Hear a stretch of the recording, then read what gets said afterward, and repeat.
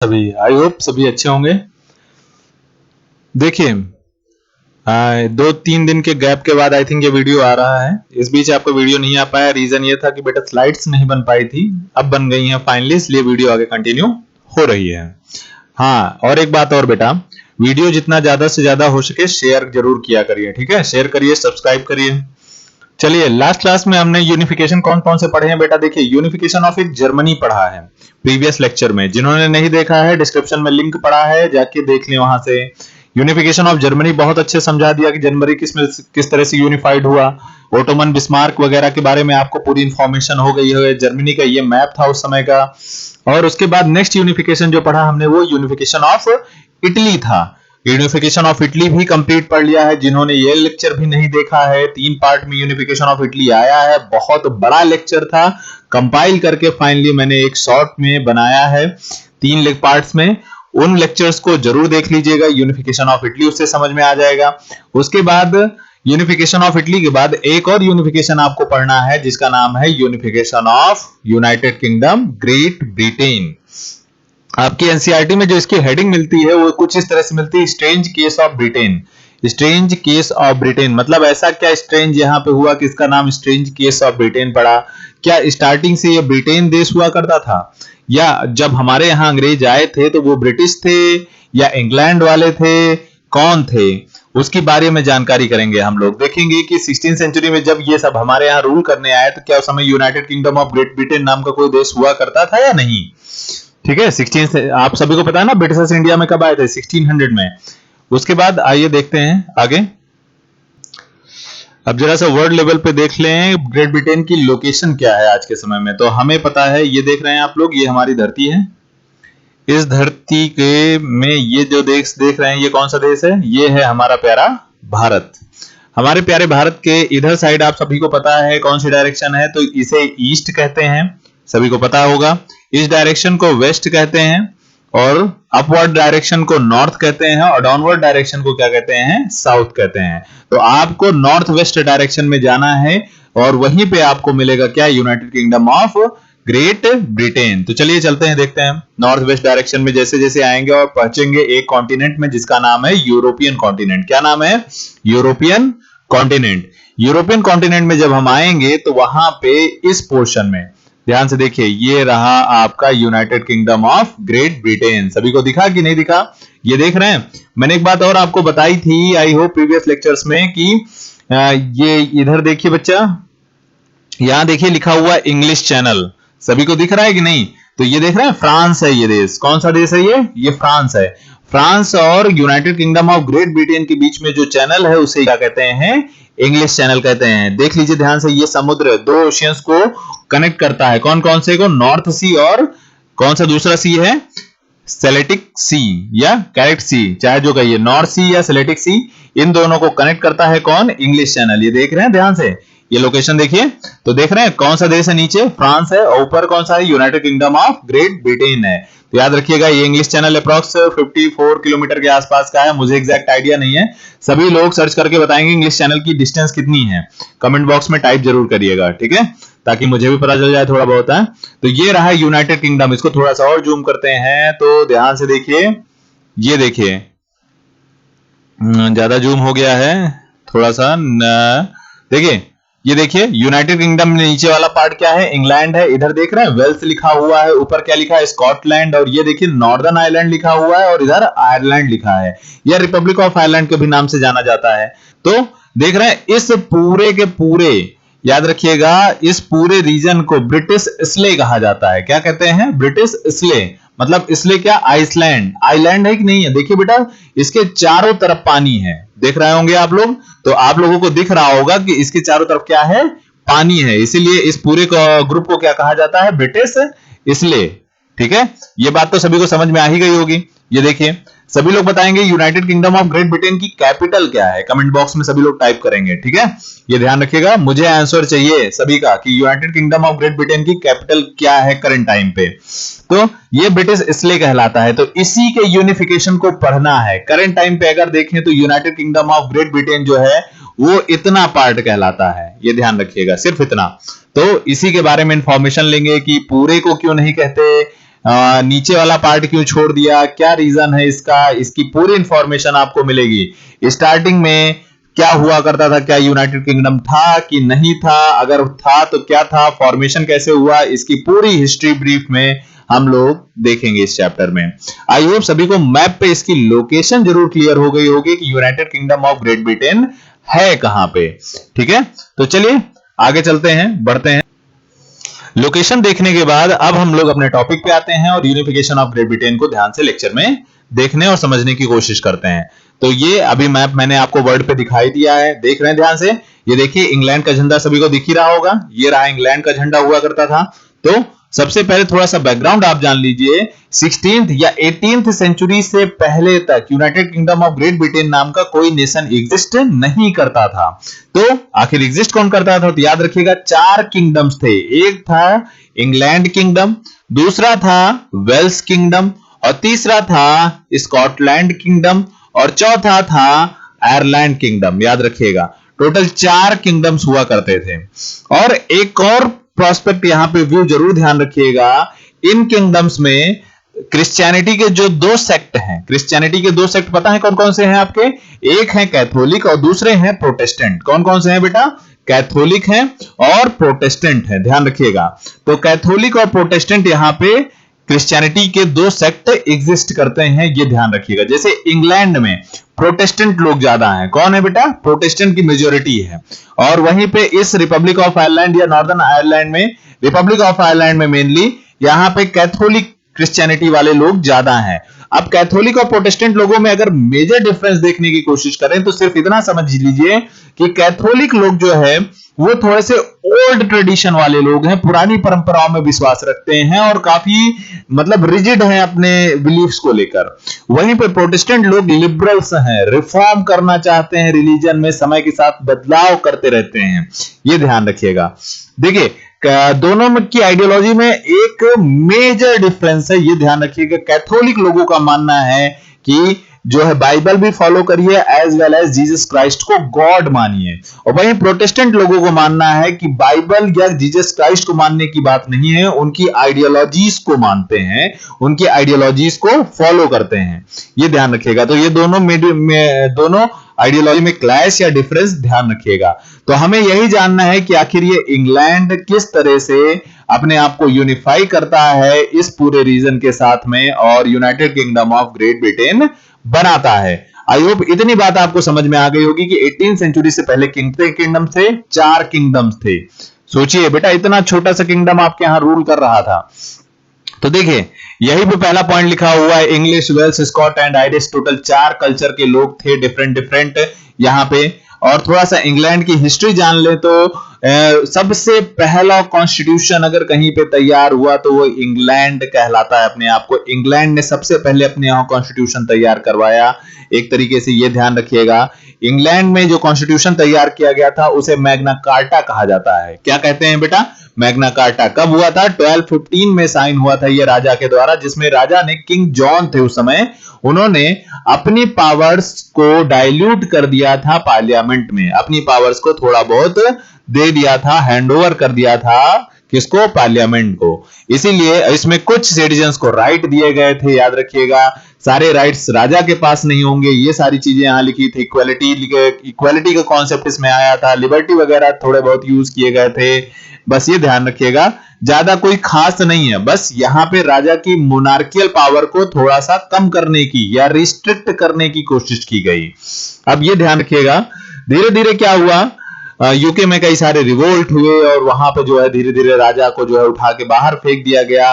और वहां पे मतलब राजा को उठा के फेंक नहीं दिया गया, राजा की जो पावर थी उसको कम कर दिया गया और पार्लियामेंट्री सिस्टम इंट्रोड्यूस कर दिया गया। तो पूरे विश्व का पहला देश रहा होगा जहां पे पार्लियामेंट्री सिस्टम इंट्रोड्यूस हुआ। अब सवाल यह है कि क्या इससे पहले कहीं पार्लियामेंट्री सिस्टम इंट्रोड्यूस नहीं हुआ था, तो हुआ था बेटा, ध्यान रखना। ग्रीस में डायरेक्ट डेमोक्रेसी चला करती थी 100 बीसी के आसपास। किस समय बेटा, 100 बीसी, बिफोर क्राइस्ट या बिफोर कॉमन एरा में ग्रीस में डायरेक्ट डेमोक्रेसी चला करती थी। वहां पे जनता के पास राइट्स हुआ करते थे, सभी को चुनने के, हटाने के, यह ध्यान रखिएगा।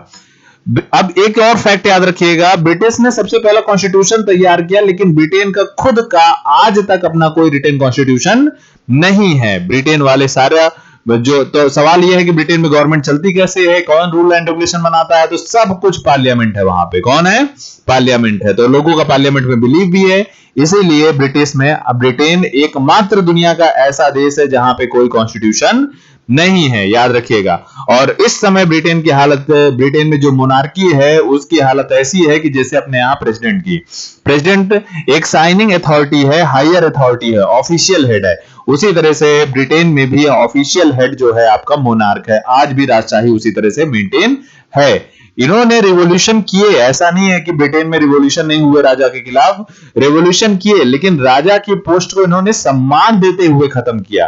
राजा की पावर्स को छीन लिया, लेकिन राजा की पोस्ट के प्रति सम्मान बरकरार रखा। ये ध्यान रखिएगा। तो देखिए, यूनिफिकेशन की प्रोसेस स्टार्ट कैसे होती है, तो सबसे पहले आप जान लो, सबसे फर्स्ट हेडिंग ग्लोरियस रेवोल्यूशन, ठीक है।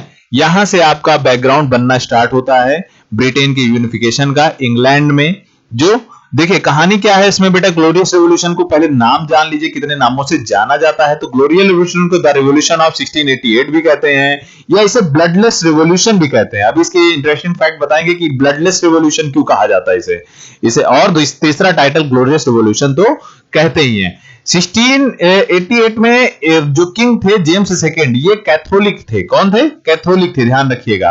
तो जनता को डर था, अब इंग्लैंड की मेजोरिटी जो थी वो प्रोटेस्टेंट के साथ थी। किसके साथ थी? प्रोटेस्टेंट। तो प्रोटेस्टेंट नहीं चाहते थे कि कोई कैथोलिक राजा रूल करे उनके ऊपर, इसीलिए जो वहां के लोग थे उन्होंने किंग जेम्स के खिलाफ रिवोल्ट करना स्टार्ट किया।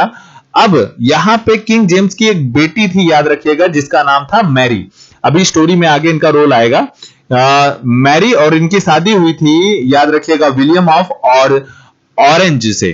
ये डच सिटीजन थे, याद रखिएगा। तो विलियम ऑफ ऑरेंज से मैरी की शादी कर दी गई थी, ये जरूर ध्यान रखिएगा।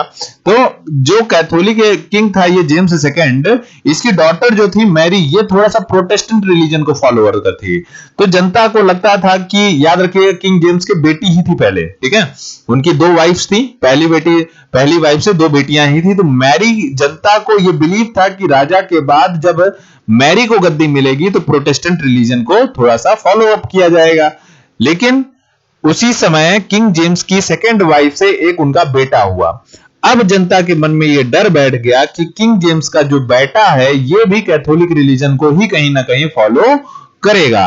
इस डर के कारण जो है जनता ने किंग जेम्स सेकेंड के खिलाफ रिवोल्ट स्टार्ट किया और मैरी एंड उनके हस्बैंड को, विलियम ऑफ ऑरेंज को इनवाइट किया कि आप आइए इंग्लैंड पे अटैक करिए और यहां के राजा को हटाइए। और विलियम ऑफ ऑरेंज पहले से ही वेट कर रहे थे कि कोई मौका मिल जाए ताकि इंग्लैंड पे अटैक कर पाए। और फाइनली उनको यह मौका मिला। अपनी आर्मी ट्रूप लेकर इन्होंने इंग्लैंड पे अटैक करने के लिए अपनी आर्मी को भेजा, लेकिन वहां पे पहुंचते पहुंचते किंग जेम्स सेकंड जो थे वो फरार हो चुके थे। कोई लड़ाई नहीं हुई, कोई झगड़ा नहीं हुआ, ध्यान रखिएगा। इसीलिए इसे कहा जाता है ब्लडलेस रेवोल्यूशन। इसमें फाइनली क्या हुआ, जो कैथोलिक किंग था जेम्स सेकेंड, ये फरार हो गया, भाग गया और फ्रांस की शरण में चला गया, वहीं पे रहा, वहीं पे मर गया। इसकी कहानी यहीं खत्म हो जाती है। उसके बाद जनता ने विलियम ऑफ ऑरेंज का बहुत ज्यादा स्वागत किया, मैरी का स्वागत किया, इन दोनों को किंग एंड क्वीन डिक्लेयर किया इंग्लैंड का। और फाइनली इन्होंने भी जनता के लिए यह किया कि अपनी पावर्स को डाइल्यूट कर दिया, पार्लियामेंट को ज्यादा से ज्यादा पावर दे दी, खुद के हाथ में ज्यादा पावर नहीं रखी। ये ध्यान रखिएगा। इसी तरह से किंग और क्वीन दोनों ने डिक्लेरेशन ऑफ राइट्स साइन किए और यहां पे फाइनली सब मैक्सिमम पावर 99% पावर किसके हाथ में आ गई? इंग्लिश पार्लियामेंट के हाथ में आ गई। इस तरह से लोगों को राइट्स मिले, इंग्लिश पार्लियामेंट रन करने लगी, राजा नाम मत का राजा रह गया, याद रखिएगा। राजा ने भी ये बात खुशी खुशी स्वीकार कर ली। अब ध्यान रखिएगा, देख लीजिए बेटा, ये सारी घटनाएं कब हो रही? 1688 में। तो उस समय लोगों को राइट्स मिल गए। सोचिए, पार्लियामेंट रन कर रही है पहली बार पूरे वर्ल्ड में, अगर किसी कंट्री में, तो ऑब्वियस सी बात है अब इनका डेवलपमेंट होना ही होना है, ठीक है। तो ये जरूर ध्यान रखिएगा। इस तरह से ग्लोरियस रेवोल्यूशन का थोड़ा सा ये बैकग्राउंड था। अब उसके आगे चलते हैं बेटा। तो ये देखिए, ये कैथोलिक किंग जेम्स सेकंड की फोटो है, देख ही रहे होंगे आप लोग। उस समय बहुत डिजिटल कैमरा तो हुआ नहीं करता था, नहीं तो अदरवाइज आपको बढ़िया पिक्चर में दिखाता। और ये हैं इनकी कैथोलिक, ये जो जेम्स सेकंड है इनकी डॉटर, अगर आप ध्यान से देखें तो इनकी डॉटर ये रही और इनके दामाद रहे ये, ठीक है, सन इन लॉ रहे। तो ये दोनों लोग आपको दिख रहे हैं, नीचे लिखा हुआ James daughter Mary and William of Orange, इन्होंने ही फाइनली जो है गद्दी हथिया ली, ये ध्यान रखिएगा। अब यूनिफिकेशन ऑफ ब्रिटेन की बात हमने देख लिया कि मोनार्कियल पावर कब सीज हो गई, 1688 में मोनार्कियल पावर को सीज कर लिया गया, किसके द्वारा, पार्लियामेंट के द्वारा, ये ध्यान रखिएगा। अब धीरे धीरे इंग्लिश नेशन जो है वेल्थ और पावर में काफी तेजी से तरक्की करने लगा। इंग्लिश में वेल्थ, जो इंग्लैंड था उसके पास इंडिया जैसी कॉलोनी थी, सोचिए, तो ऑब्वियस ही बात है वेल्थ तो बढ़ेगी ही बढ़ेगी, इंडिया जैसी कॉलोनी, इंडिया, ऑस्ट्रेलिया, इनके जैसी कॉलोनीज थी इनके पास, ये ध्यान रखिएगा। अमेरिका भी कुछ दिन पहले तक हुआ करता था, नहीं अभी भी है, सॉरी अभी 1688 का फेज चल रहा है, तो हाँ बिल्कुल अमेरिका जैसी कॉलोनी भी इनके पास है। तो इनके पास वेल्थ के तो बहुत सारे साधन है, तो ऑब्वियस सी बात है जिनके पास वेल्थ होगी उनके पास पावर भी होगी। इस तरह से पूरे के पूरे ब्रिटिश स्लेव पे इनकी डोमिनेंस स्टेबल होने लगी, ये ध्यान रखना। और ये जो ब्रिटेन बना है, याद रखना, ये अचानक से कोई देश नहीं बना है, ठीक है, इसमें कोई ऐसा नहीं है कि 2-3 साल या 1 साल 1.5 साल के अंदर कोई रिवॉल्यूशन हुआ और फाइनली यूनिफिकेशन कर दिया गया हो, धीरे धीरे हुआ है, काफी लंबी प्रोसेस रही है, याद रखिएगा। तो हमने पहले ही बताया था इंग्लैंड में किसकी पॉपुलेशन ज्यादा थी, प्रोटेस्टेंट की। मैंने प्रोटेस्टेंट के बारे में बहुत अच्छे से आपको समझा दिया अभी पीछे, जिनको नहीं समझ में आया है पीछे स्लाइड को थोड़ा सा रिवर्स करके जरूर देख लें। तो याद रखिएगा जब ब्रिटेन बनता है वो किस एक्ट से बनता है, 1707 से। 1707 में एक एक्ट पास किया गया जिसके थ्रू स्कॉटलैंड को मर्ज कर लिया गया, किसके साथ में, ये ध्यान रखिएगा, आपके इंग्लैंड के साथ में। पार्लियामेंट बनी है तो ऑब्वियस सी बात है कोई भी वर्क होगा तो पार्लियामेंट के साथ ही होगा, ठीक है। ऐसा माना जाता है कि 2-3 लड़ाइयां लड़ी गई हैं बीच में, जो है किससे, स्कॉटलैंड से, वेल्स से, आयरलैंड से, लेकिन इंग्लैंड ने सभी को हरा दिया। फाइनली स्कॉटलैंड भी कमजोर था, इसीलिए अपने आप को शक्तिशाली बनाने के पर्पज से वहां का किंगडम भी आके इंग्लैंड के साथ मर्ज हो जाता है। अब सवाल होता है वेल्स कैसे मर्ज होता है, तो वेल्स याद रखिएगा टाइज ऑफ मैरिजेस के थ्रू, मतलब वेल्स के राजा की यहाँ पे इंग्लैंड के महारानी के साथ शादी हो जाती है, इस तरह से ये दोनों किंगडम्स आपस में मर्ज हो जाते हैं। तो इसके लिए कोई अलग से एक्ट नहीं आता है, ध्यान रखिएगा, वेल्स ऐसे ही मर्ज कर दिया जाता है। स्कॉटलैंड को मर्ज करने के लिए याद रखिएगा एक्ट ऑफ यूनियन 1707 पास किया गया था, जिसमें ग्रेट ब्रिटेन का फॉर्मेशन हो गया, याद रखिएगा, United Kingdom of Great Britain बना। अब उसके बाद धीरे धीरे क्या हुआ, स्कॉटलैंड के लोग धीरे धीरे अपनी स्कॉटिश लैंग्वेज वगैरह भूलने लगे और इंग्लिश लैंग्वेज को फॉलो करने लगे, क्योंकि इंग्लिश कल्चर के साथ उनका मिक्सअप होने लगा, ध्यान रखिएगा। अब सवाल आता है, स्कॉटलैंड मिल गया, वेल्स मिल गया आपका इंग्लैंड के साथ, तो अब बचा है आयरलैंड। आयरलैंड नहीं मर्ज हो रहा था, अब आयरलैंड के साथ भी समस्या थी, ये ध्यान रखिएगा। थोड़ा सा आयरलैंड के मैप पे चलते हैं, वहां आपको ज्यादा अच्छे समझ में आएगा। ये देखिए, ये आयरलैंड है, ये तो ये मैप आप लोग देख रहे होंगे, ध्यान से देखिए बेटा। ग्रेट ब्रिटेन किसको किसको मिलकर बनता है, इंग्लैंड, वेल्स और स्कॉटलैंड को लेकर मिलकर बनता है great Britain. United Kingdom of Great Britain किसे, एंड नॉर्दर्न आयरलैंड किसे कहते हैं बेटा, मतलब दोनों चीजें साथ में, एंड नॉर्दर्न आयरलैंड भी साथ में अगर इसके लगा दिया जाए, Great Britain and Northern Ireland, तो वो United Kingdom of Great Britain and Northern Ireland कहलाता है। ये ध्यान रखना, ये भी United Kingdom of Great Britain ही कहला रहा है, ठीक है, इसमें एंड नॉर्दर्न आयरलैंड साथ में लग गया है, बस इतना ही। तो देख रहे हैं, इतना रीजन है, नॉर्दर्न आयरलैंड को भी मर्ज कर लेंगे तो ये पूरा का पूरा United Kingdom of Great Britain and Northern Ireland बन जाएगा। अब देखिए आयरलैंड के साथ समस्या क्या थी, ये समझिए, आयरलैंड आखिर क्यों नहीं आके सबमर्ज हुआ अपने आप से।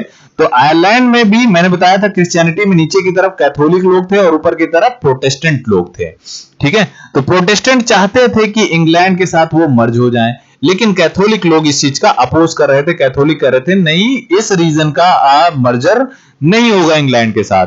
फाइनली इन दोनों में वॉर हुई, और मैंने पहले से बता रखा है आपको कि प्रोटेस्टेंट लोग थोड़ा सा वेल्थी थे, मतलब धनी थे, याद रखिएगा, इनके पास मनी था, पावर था।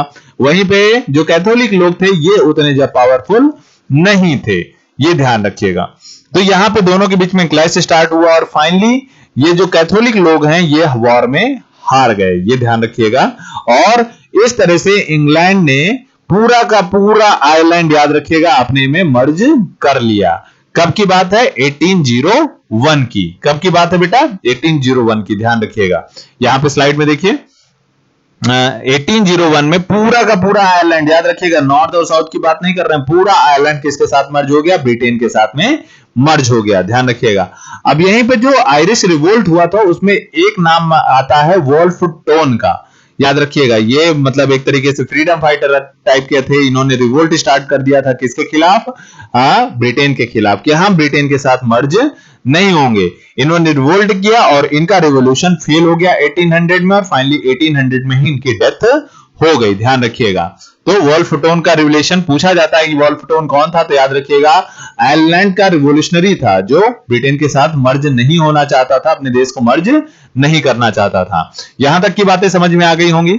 अब इस तरह से आपका पूरा का पूरा United Kingdom of Great Britain बनता है। लेकिन आज के समय में अगर करंट मैप देखें United Kingdom of Great Britain and Northern Ireland का, तो आयरलैंड जो है दो पार्ट में टूट गया है आज के समय में। एक पार्ट बन गया है रिपब्लिक ऑफ आयरलैंड, दूसरा नॉर्दर्न आयरलैंड। तो हमने तो देखा अभी यूनिफिकेशन पूरा हो गया था ब्रिटेन के साथ में, तो ये इतना अलग कैसे हो गया? तो याद रखिएगा ये आगे की स्टोरी है 1933 के अप्रॉक्स की। 1933 में रिपब्लिक ऑफ जो ये कैथोलिक लोग थे ये रिवोल्ट करते हैं फिर से ब्रिटेन के खिलाफ, और फाइनली ब्रिटेन के लोग जो है सॉरी 1913 नहीं 19 सेकेंड वर्ल्ड वॉर 1914 से 1918 के बीच में लड़ी गई थी, तो याद रखिएगा 1916 के आसपास इन्होंने रिवोल्ट करना स्टार्ट किया था, और उस समय ब्रिटेन की पूरी आर्मी गई थी वॉर पे। तो ब्रिटेन के पास कोई मौका नहीं था, लेकिन फिर भी ब्रिटेन ने अपनी पुलिसमैन की मदद से इस रिवॉल्यूशन को सप्रेस कर दिया, लेकिन समझ गए कि इस रीजन को ज्यादा दिन अपने कंट्रोल में नहीं रखा जा सकता। और फाइनली 1917-18 आते आते इन्होंने आयरलैंड को दो पार्ट्स में डिवाइड कर दिया, प्रोटेस्टेंट वाला रिलीजन अपने साथ सबमर्ज कर लिया, और रिपब्लिक ऑफ आयरलैंड जो नीचे वाला सदर्न आयरलैंड था उसको अलग देश बना दिया कि आप जाओ, आपको हम ऑटोनॉमी देते हैं। याद रखिएगा स्टार्टिंग में इन्होंने डोमिनियन स्टेट का दर्जा दिया इस रीजन को, और धीरे धीरे यहां पे जब गवर्नमेंट फॉर्म होने लगी उसके बाद आगे चलकर इन्होंने अपने आप को रिपब्लिकन डिक्लेयर कर दिया कि हमें डोमिनियन स्टेट नहीं, हमें फुल कंट्रोल चाहिए, फुल अथॉरिटी चाहिए। और इस तरह से रिपब्लिकन ऑफ आयरलैंड एक देश बना। और नॉर्दर्न आयरलैंड आज भी किसके साथ में है? इंग्लैंड के साथ में है या ग्रेट ब्रिटेन के साथ में है, ये ध्यान रखिएगा। तो यहां तक की स्टोरी आई होप समझ में आई होगी। अब एक स्टोरी और है आयरलैंड से ही रिलेटेड, उसका नाम है Irish potato famine. Irish potato famine के नाम से एक इंसिडेंस है, आपके यहां 2 लाइन मात्र दिया हुआ है, तो छोटा सा बैकग्राउंड जान लीजिए। आयरिश पोटैटो फैमाइन है क्या? तो आयरलैंड में जो है देखिए याद रखिएगा यूरोप में मेजर क्रॉप आलू वगैरह काफी ज्यादा अच्छे से मात्रा में होती है, ठीक है।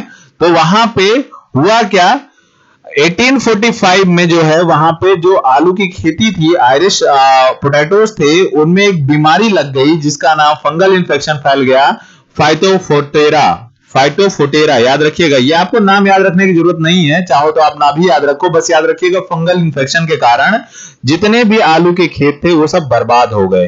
कितने सालों तक ऐसा होता रहा? 7 सालों तक। अब याद रखिएगा उस समय इतना जो ज्यादा मेडिकल तो डेवलप था नहीं कि चलो 1 साल के अंदर हम मेडिसिन बना लेंगे, दवा दे देंगे, छिड़काव करिएगा सही हो जाएगा, ऐसा नहीं हो सकता था। नेक्स्ट 7 ईयर तक कंटिन्यूअस उनकी आलू की फसल बर्बाद होती रही, जिसका रीजन ये, जिसका इफेक्ट ये पड़ा कि पूरे के पूरे आयरलैंड में हंगर, हार्डशिप फैल गया, पूरी तरह से फैमाइन आ गया, भूखमरी आ गई, लोगों को खाने के लिए कुछ नहीं मिल रहा था, ध्यान रखिएगा, ठीक है। क्यों? क्योंकि उनका सोर्स ऑफ फूड क्या था? एक तरीके से major source of food potato ही हुआ करता था। तो याद रखिएगा इसमें 1852 तक आते आते 1 मिलियन लोगों की डेथ हो गई, 1 मिलियन की, स्टारवेशन के कारण, भूखमरी के कारण, ठीक है, भूख के कारण, ये ध्यान रखिएगा। तो फाइनली इतना बड़ा इंपैक्ट पड़ा। अब सवाल आएगा कि सर 1 मिलियन होता ही कितना है? बहुत कम है बेटा, बहुत बड़ी पॉपुलेशन है ये जो खत्म हो गई फैमाइन के कारण, पोटैटो फैमाइन के कारण। ध्यान से देख रहे हैं। अब कुछ लोगों के मन में आ रहा होगा सर कोई और फसल उगा लेते अगर पोटैटो फैमाइन हो गया था। बेटा और कोई फसल उस समय उतनी अच्छे से ग्रो नहीं कर सकती थी उस रीजन में, पोटैटो ही अच्छे से, क्योंकि एक तो थोड़ा सा कूल रीजन है। व्हीट की जो फसल हुआ करती थी वो ईयरली क्रॉप हुआ करती थी उस समय, तो उनका मेजर जो फूड प्रोडक्ट था एक तरीके से पोटैटो ही था, ध्यान रखिएगा ये बात। तो इसी का एक फिगर आपको दिखाते हैं, ये देखिए, ये हालात देखिए बेटा, ये एनसीईआरटी का आपका इधर वाला डायग्राम है, ये देख रहे हैं। औरत जो है क्या आलू के खेतों से आलू ढूंढ रही है, खोज रही है, और इस तरह की कंडीशंस कुछ हो गई थी लोगों की। अब कुछ लोग कह रहे होंगे सर ये तो भूत वगैरह है। नहीं बेटा, ठीक है, ये पुतला एक तरीके से बनाया गया है, उस समय की इमेजिनेशन को दिखाने की कोशिश की गई है कि देखिए हालत लोगों की क्या से क्या हो गई थी। फाइनली इस तरह से unification of Great Britain complete होता है। यहां तक आपको आई होप लेक्चर समझ में आया होगा। अगर कोई दिक्कत है तो आप मुझसे व्हाट्सएप या इसी में कमेंट बॉक्स के थ्रू पूछ सकते हैं। हाँ बेटा, चैनल को लाइक, सब्सक्राइब और शेयर जरूर कर देना बेटा, ठीक है, ये ध्यान रखिएगा। चलिए, गुड लक, टेक केयर।